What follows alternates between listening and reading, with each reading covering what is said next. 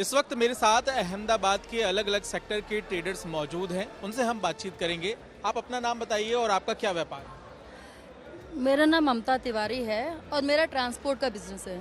Transporter हूँ मैं basically. तो ये बताइए कि आज आपने यहाँ पे मुद्दा भी उठाया, ट्रांसपोर्ट को लेकर आपकी क्या समस्या है? सर एक नहीं बहुत सारी समस्याएं हैं।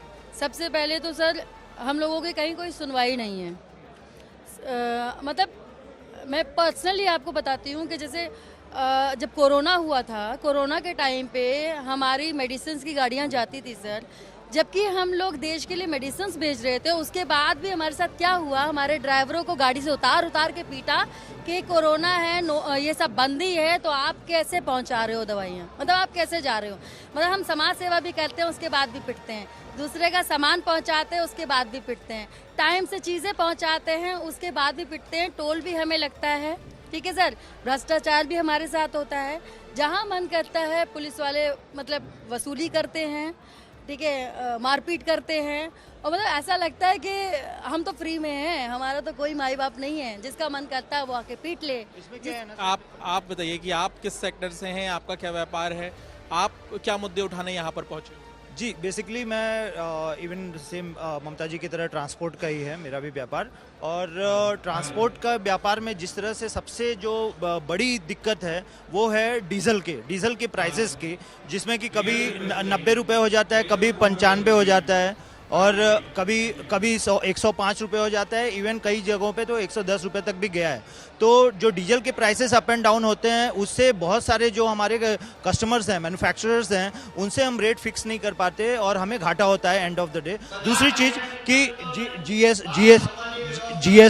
जीएसटी का जो है कि हमारे जो गाड़ियां हैं, जो हम गाड़ी खरीदते हैं, उस पे सर 28% टैक्स है। आप एक बात बताइए कि अगर मान लीजिए एक गरीब जो छोटा इवन मालवाहक भी लेना चाहता है, पिकअप जिसको बोलेरो कहते हैं, वो अगर 8-10 लाख रुपए का आता है, अब उस पे 28-30% टैक्स जो है 3 लाख रुपए वो खाली गवर्नमेंट को दे दे, ये बहुत बड़ी समस्या है। इसके अलावा जैसे मैडम ने बताया, आरटीओ का, ट्रैफिक की जो गुंडागर्दी है, पैसा वसूलात, वो तो सबसे बड़ा भ्रष्टाचार का है। आप एक परेशानी बता रहे हैं जो रोज सड़कों पर होती है। आपका क्या नाम है और आप क्या मुद्दे यहाँ पर उठाने के लिए पहुंचे हैं?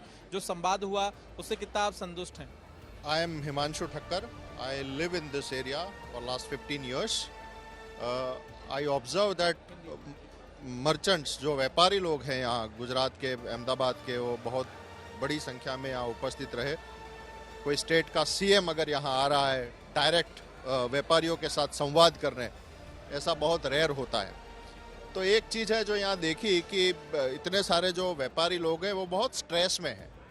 वो चाहे करप्शन का चीज़ हो, हर चीज़ का जो लाइसेंस लेना है उसी की बात हो, टैक्सेशन की कॉम्प्लिकेशंस जो हैं, तो एक छोटा सा व्यापारी, उसकी जो उम्मीद है बड़ा बनने की, वो कभी पूरी नहीं पाती। वो हमेशा स्ट्रेस में रहता है and there are multiple reasons. तो लोगों को बहुत उम्मीद है यहाँ गुजरात में कि एक परिवर्तन आएगा और ये व्यापारियों को एक खुशहाल जीवन मिलेगा। चलिए, तो यहाँ पे उम्मीद जता रहे हैं। आप आगे आइए, आपका नाम क्या है? आप काफ़ी यंग लग रहे हैं मुझे, पर आपने एक मुद्दा भी उठाया। क्या आपका मुद्दा है और कैसे मान लिया जाए कि वाकई ऐसा कुछ होता है? मेरा नाम श्रीली याग्निक है, मैं अहमदाबाद से हूँ प्रॉपर। मैं मुखवास की शॉप चलाता हूँ। पहले मेरी शॉप बिग बाज़ार में थी, राइट। तो सर वहाँ पे मतलब पूरा ऑफिशियली टैक्स वगैरह सब देना पड़ता है। तो वहाँ पे भी सर पुलिस और एफएसआर, मतलब ये फूड लाइसेंस वगैरह की जो मतलब डिपार्टमेंट्स रहते हैं, वहाँ पे भी मतलब भ्रष्टाचार पूरा करते हैं मतलब।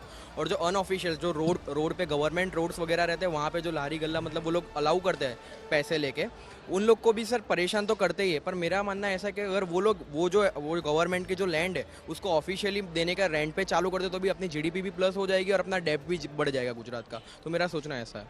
यहाँ पर इन्होंने भी एक मुद्दा उठाया था और जो लोग हैं उनसे भी हम बातचीत करते हैं। आप किस मुद्दे को लेकर यहाँ पे पहुँचे हुए हैं? आप क्या अपनी बात रखना चाहते हैं? आप क्या करते हैं वहाँ, देख के बताइए। मेरा फूल, पूजा पा, अगरबत्ती ऐसा व्यापार है मेरा। अच्छा। और मैं अहमदाबाद में ईसनपुर में ये काम करता हूँ। अच्छा, मेरा कहने का ऐसा है कि हमारे छोटे छोटे जो व्यापारी होते हैं, छोटे जो लारी गल्ला वाले जो ऐसे व्यापार करते हैं, छोटे वाले, उनको ये आसानी से मोबाइल के थ्रू लोन देते हैं। जो 10,000, 20,000, 25,000 कौन देता है ये लोन? ये जो फाइनेंस बैंक चलाते हैं, लीगल तरीके से देते हैं ना? हाँ, लीगल तरीके से देते हैं। मगर ये जो लोन देते हैं ना, उसमें कभी कभार हमारे व्यापारी का व्यापार नहीं हुआ, वगैरह नहीं हुआ, तो कभी कभार एक आध हफ्ता बाउंस भी होता है। तो इसमें ये लोग क्या करते हैं कि एक बार अगर हफ्ता बाउंस हुआ तो उसका एक पेनल्टी लेते हैं। वो समझ में आता है कि पेनल्टी और हफ्ता चुकाने का आता है, मगर वो हफ्ता उसने उस तारीख को नहीं भरा तो 1 महीने के अंदर ये छोटे फाइनेंस वाले 1 महीने के अंदर 3-4 बार उसको ECS रीचेक के नाम पे 3-4 बार चेक डालते हैं। तो ये जो 3-4 बार चेक डालते हैं तो एक बार में अगर 500 कटा है तो जो 4 बार कटेगा तो 2,000 रुपये एक्स्ट्रा कट जाता है। यानी 7,000 का अगर हफ्ता भरना है उसको तो 7,000 के बाद में दूसरे 2,000 उसको चुकते करना है। तो आप ये कह रहे हैं कि इस कानून में कोई बदलाव होना चाहिए, क्योंकि जो छोटे व्यापारी हैं इनका कहना है कि वो छोटे अमाउंट का कर्ज लेते हैं और ऐसी स्थिति में यहाँ पर जो व्यापारी हैं उनका कहना है कि बदलाव होना चाहिए। अलग अलग समस्याएं हैं अलग अलग सेक्टर के व्यापारियों की, ये मुद्दे लेके ये लोग आज संवाद के इस कार्यक्रम में पहुंचे हुए थे। हालांकि कई तरह के आरोप भी हैं, आरोपों को लेकर भी सरकार समय समय पर जवाब देते रहती है, लेकिन देखना होगा कि जिस तरह से अरविंद केजरीवाल गुजरात में लोगों से जुड़ने की कोशिश कर रहे हैं इसमें कितना सफल हो पाते हैं। अहमदाबाद से कैमरामैन मदन प्रसाद के साथ पंकज जैन,